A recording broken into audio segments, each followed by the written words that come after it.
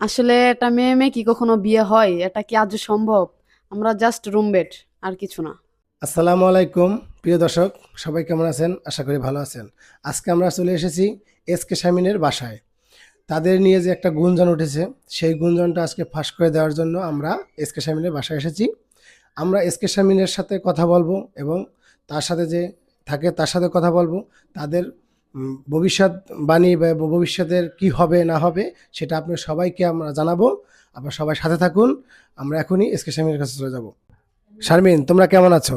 আলহামদুলিল্লাহ ভালো আছি। আপনি কেমন আছেন? আলহামদুলিল্লাহ, আমিও ভালো আছি।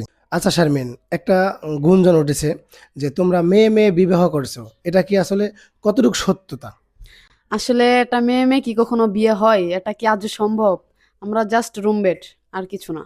আচ্ছা শারমিন, তোমরা যে দীর্ঘদিন ধরে একসাথে আছো, এটা কিভাবে আছো? আসলে ও আগে চাকরি করতো, আমরা দুজন একসাথে চাকরি করতাম। ও অসুস্থর কারণে ওর চাকরিটা চলে যায়। তারপর থেকে ওকে আমি খাওয়াই পড়াই। মানে ওর দেখার মতো কেউ নাই, আমি দেখি ওকে। আচ্ছা শারমিন, বুঝলাম ওর ফ্যামিলিতে কেউ নাই।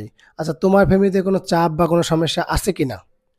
আসলে ফ্যামিলির থেকে তো চাপ দেয়, বলে যে একটা মেয়েকে তুই কতদিন দেখবি, কতদিন তুই চাকরি করে খাওয়াবি, ওর চাকরি নাই। তবে ওদের আমি বলছি যে ও চাকরির জন্য ট্রাই করতেছে। মানে এখন তো হচ্ছে না, চাকরিটা হয়ে যাবে ইনশাল্লাহ।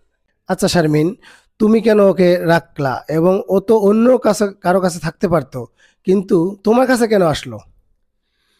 আসলে আগে ওর হাজবেন্ডকে নিয়ে থাকতো, আমি পাশের রুমে থাকতাম। তো আমি দেখতাম ওর সাথে অনেক অন্যায় অত্যাচার হতো। যদিও আমি ওর পাশেই থাকতাম, আমি মানে একটা শাশুড়ি মেয়ে হয়ে সহ এটা আমি তাকে কখনো মারধর সহ্য করতো করতে নাকি? পারতাম না। যে একটা মানে হাজবেন্ড এতটা খারাপ কি করে হয় যে তার